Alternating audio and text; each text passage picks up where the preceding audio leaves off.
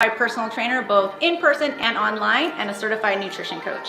I help moms locally in Las Vegas, Nevada, and all over the world shed the weight holding them back from becoming their most energetic and authentic version of themselves so they can go after their deepest desires alongside of motherhood. You can find me at fitandconfidentmoms.com. Hello, everybody. Welcome to today's edition of Tuesday Talks. Have you ever joked with a friend about peeing a little? Like maybe when you were jump roping or running or sneezed and just a little bit of leakage came out? Yeah, I've been there. And if you know any other moms or women that have experienced this, you know that this is actually quite common. But today I'm going to tell you it's common, but it's not normal. In today's Tuesday Talks, I'm going to talk about 3 ways to prevent peeing while doing activities of daily living and exercise, and to tell you that there is just so much education out there for women now that I think is not talked about. Let me back up. A lot of sports education has been kind of directed and driven by men and men's sports, but there is education on how women can live better, breathe better, exercise better, so we don't have to deal with these symptoms and kind of laugh it off, right? So if you've carried a pregnancy, you've probably come to accept that your bladder has changed forever. Or if you've never had children, you might just think it's because of age or hormones. So if you're new to me, I want to introduce myself before we jump in. My name is Coach Rose Peterson. I am founder of Fit and Confident Academy. I help women over 35 level up their fitness and confidence so they can level up in all areas of life, love, and business. And this is my regular Tuesday Talks where I share education and information that you want to know to reach your body weight goals, reach your weight loss goals, or just improve your health. So make sure that you mark your calendar Tuesdays at 11 a.m. All right, so let's jump in, okay? Here's the truth. For women, peeing during, maybe running, sneezing, exercise is common, but it's not normal. So today I'm going to share with you ways that we can prevent this pressure that we're experiencing that is causing us to leak. So if you're watching live, type live. And if you're watching the replay, type replay. This helps me out so much so that more people can hear this and see this, and it helps me reach the person that they need to see this. Somebody out there is struggling with this. Somebody out there needs this information, and it's going to help me so much get it to the right people. I see some people commenting hi and saying hello from Las Vegas. Thank you for being here. All right, so I took some quick notes. If you guys know me or watch my stories, which I recommend, friend me so that you don't miss out anything on my stories. But I just attended an amazing 2-day workshop on how to coach women better, and specifically pregnant and postpartum women. And I want all of you moms listening now, if you have ever had a baby, you are forever postpartum. Postpartum doesn't mean just that first 3 months, first 6 months, or that your baby's crawling on the floor. You are postpartum forever. So this education, if you're a mom, please tune in. This applies to you. And if anyone out there has struggled with leakage during activities of daily living, please listen to this. And if you know somebody who might need to hear this or learn more about it, share it to your timeline or share it with them. Tag them in the comments. This is something that's not talked about enough because it's kind of embarrassing, right? But there is actually information, education I want you guys to know so that we can continue to do the things we love without worrying about leakage, okay? Or like letting that hold us back from exploring things. Okay, so I'm going to pull up my notes and I want to talk about what is the cause of leakage. And one thing is it's from the constant tension or pressure on our pelvic floor. Now, our pelvic floor is actually, if you think about it, it's the core It's the floor to your core. So the pelvic floor is a part of your core system. And the pelvic floor is the floor to that. And we may or may not realize it, but in different phases and stages of our life, our pelvic floor is changing. Either it is having constant tension. So if you're an athlete, we're used to creating tension in our body, right? Holding in our core, breathing and bracing before a heavy set or a heavy rep. Maybe we're runners and we're holding in our core while we're running. So this constant tension is putting pressure on our pelvic floor. And the thing is, it's not bad. We have to do, sometimes we just have to do these things. If we're athletes, we have to create tension in our bodies. But there are strategies around this to help us take a little bit of pressure off the pelvic floor so that we have less incidences of leakage. The other cause could be of pressure. So if you've carried a pregnancy, you've had a lot of pressure down there, right? So you've had this heavy weight. Some people might feel like they are carrying a bowling ball around or a watermelon around, right? So we carry babies, which is an awesome and wonderful thing that our bodies can do that. But it's natural that we have to accept that we are also holding tension and pressure on our pelvic floor because it is the floor to our core. Okay, hold on. I'm going to take off one of these banners because it's distracting me. Okay, so if you've been pregnant, we've had to carry this pressure on our pelvic floor, and that's kind of what has caused some weakness in our pelvic floor, like we feel like we have to pee all the time. That usually improves after we have the baby over time. And sometimes it doesn't improve 100% to where we were pre-pregnancy.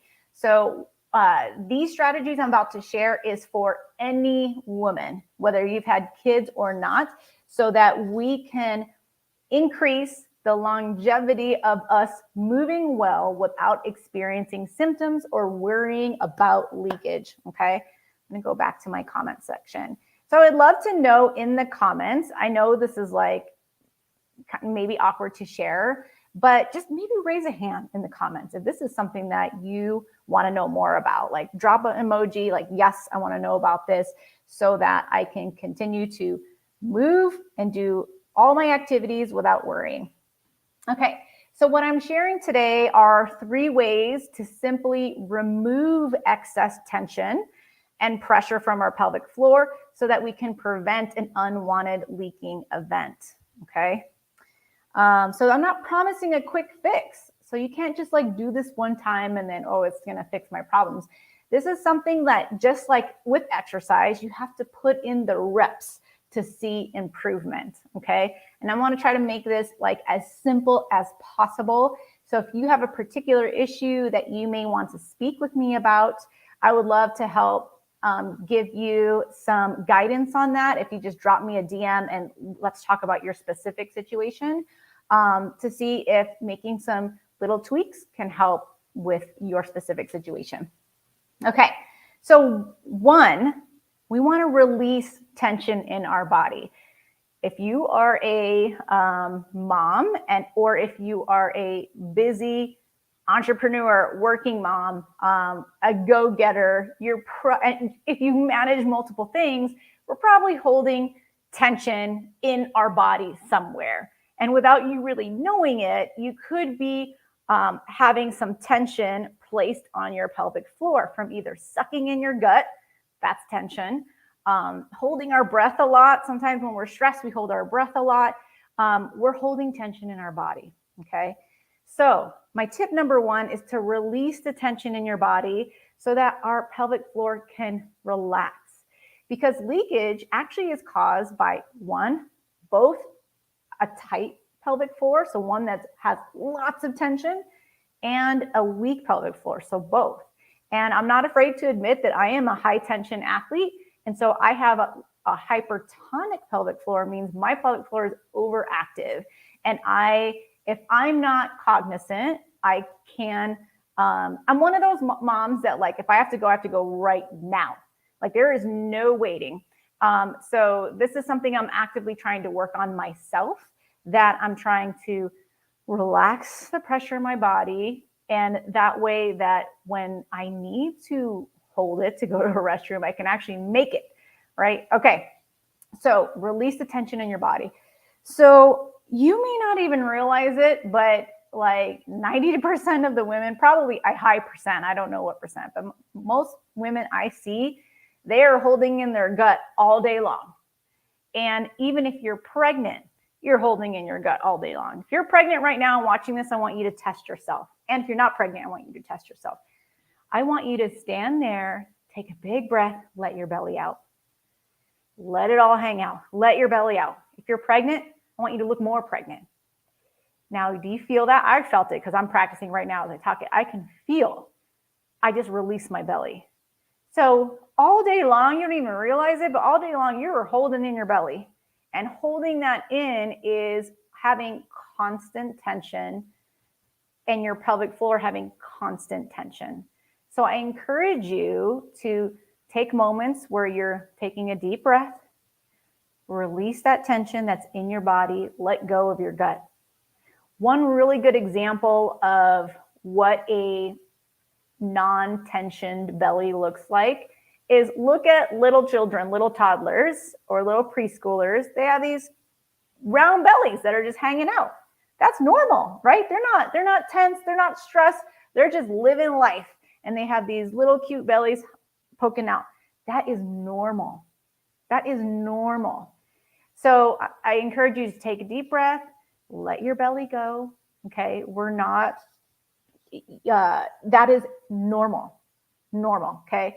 So the constant tension that we're experiencing, this is also contributing to putting extra stress on our pelvic floor, which then when we do another stressful event like jump rope, like run long distances, that's when your pelvic floor is like, it's so much tension, they just can't handle it. So during the day, I want you to try to release some tension from your body, okay? The other thing I see tension is people walking around with their glutes squeezed. So let's see if I can.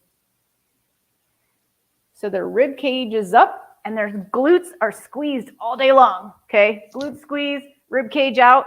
And if you are an athlete, you probably do this without even realizing it. Relax. Look at that. Relax. Stop squeezing your glutes, okay? Bring your belly button underneath you, not belly button popped open. Bring your belly button underneath you. Relax your glutes. Breathe into your belly. Breathe into your lats, okay? So these are ways you're going to release tension in your body, okay? The other thing, number 2, my next tip is to breathe better, okay? So breathing better, did you know that most of us are constantly taking shallow breaths? We're like breathing up here. And there's many of my clients, myself included, and maybe you carry all your tension up in your shoulders. So you're taking these really shallow breaths, but that's also more tension in the body, okay? So one very simple cue I can share with you to breathe better without overcomplicating it. Think about exhaling more. When you're working out and during the day, exhale more. If you think about exhaling more, that's a great, you're automatically going to inhale more. So think about exhaling more. And I have a few clients, and I used to be like this too, where like I forget to breathe while I'm working out. So thinking about exhaling more is automatically going to help you breathe during your workout. So exhale more, okay? So relax, breathe into your lats. This is going to help expand your lungs, taking deeper breaths and help you release tension in your body, okay? My next tip is to adjust your posture or your positions in the gym. I have somebody commented, that's me, I'm a shallow breather. Yes. And actually, I don't want to get too much of a side tangent, but I used to do tests on people at the gym I used to work at, and it was a resting VO2 test, which I used to measure people's rate of oxygen exchange while they are resting. And this would tell me what their metabolism was like. So many women took shallow breaths. So many women. So we got to work on getting the deep breaths that we need. Breathe into your lats so we can help reduce our stress in our body, reduce tension. Okay. Sorry, I lost my place at my notes. Okay, adjusting your posture in the gym. Do you walk around? I showed you this earlier with your hips forward and glutes squeezed, right? This is also putting pressure on your pelvic floor. Just think about your pelvis. It's thrusting forward. It's not in a great position. So I want you to bring your belly button down. So bring your belly button underneath of you. Don't pop open your rib cage. And I want you to relax your glutes, okay? Relax your glutes, relax. They will be working while you work out. Trust me, they don't need to be squeezed all the time, okay? So something that I see when people squat or deadlift is maybe when they come out of the squat, they overly squeeze at the top, like thinking they're gonna get that last % of a contraction, but you actually don't need to do that. You do not need to squeeze your butt at the top of a deadlift or the top of a squat, okay? Just stand up normally. Because you're getting that extra squeeze at the top is putting, just think about your hips and the position of your pelvic floor. It's putting pressure on your pelvic floor, even though it could just be for a second. It's these things over and over, compounded over time, that is just exposing your pelvic floor to more and more stress and tension. So I'm sharing with you small things to kind of relieve that stress. Okay, so there's no need to squeeze your butt at the top of a squat or a deadlift. This is putting more unnecessary tension and put your pelvic floor in a position that's not optimal. I promise you, you are still working your glutes. You're still working your glutes. You don't need a big squeeze at the top. Okay. When you are running or walking long distances, a lot of my clients do long distance walking. I love long distance walking for fat loss.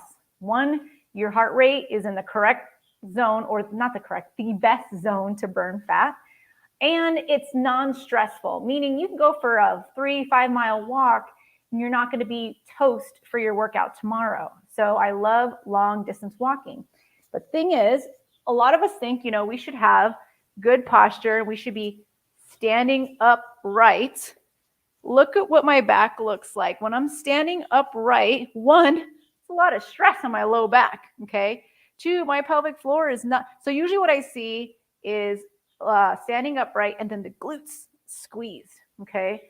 Either way, both positions are stressful on the low back and putting extra pressure on our pelvic floor. So what I want you to do is a cue for running or walking called boobs over boots, okay? Boobs over your boots, okay? Let's hinge forward slightly. And if you're running, I want a little bit more of that slight forward lean, and we want loose arms when you're walking or running. Loose arms, okay? We don't need a bunch of tension in our upper body. We don't need a bunch of tension in our abs. Loose arms, walking and running. And now your glutes are in a great position to help you run, okay? Your pelvis is in a more favorable position where we don't have a bunch of pressure on the pelvic floor, okay? Now you can take longer strides and you're gonna run better without pressure on the low back. So when you're doing, power walking, long distance walking, or you're running, think boobs over boots, okay? So that we can be in a more non-stressful position for your pelvic floor. All right, I hope that was helpful. And just to wrap up, the 3 simple ways to prevent symptoms and ease the stress on your pelvic floor. So prevent symptoms, meaning preventing pee or leakage during your activities of daily living or during exercise, is 1, release the tension in your body. 2, breathe more and breathe better. So breathing through the lats, exhaling more, okay? And the third one is adjust your position. Adjust your position when you're running, when you're squatting, when you're deadlifting, okay? So if you need those things, rewind and go back and replay this video for all the specifics. Let me know in the comments, was this helpful? Tits over toes, I just learned that, yes, somebody just put that in the comments. I like that cue, tits over toes, but some people find that very crass. So that's why I learned this weekend, boobs over boots. I'm playing around with that, boobs over boots, because some people really don't like the other word. Neither one bothers me. Whichever cue works for you is the one I want you to remember. But yeah, I would love to know in the comments, was this helpful? Did you need to hear this today? Who are you going to share this with? Share this with your mom's group, because you guys we're all laughing like it's like normal. But I want you to know it's not normal. There are things we can do so our bodies can move better without symptoms. And hopefully, you know, this was very helpful for you, because this information was mind-blowing to me, because I've been in all these conversations in all the rooms where we just laugh it off like, haha, yep, I know that feeling, sneezing when I pee. And it's not normal. And we need better education, and I need your help spreading the word to other people that they don't have to live with this. They don't have to accept this. There's information and ways that we can improve this, so we can keep doing what we love without fear of peeing. All right. So if you're interested in working one-on-one with me to perhaps improve these symptoms, or just working one-on-one with me for you to lose weight, create a dream body, comment below, raise your hand and say more, or comment more info, and I'll get on the DM and we can chat to see if I can possibly help. So until next time, this is Coach Rose, rooting for you to try something new, like any of these strategies, in 2022. See you guys later. Bye-bye.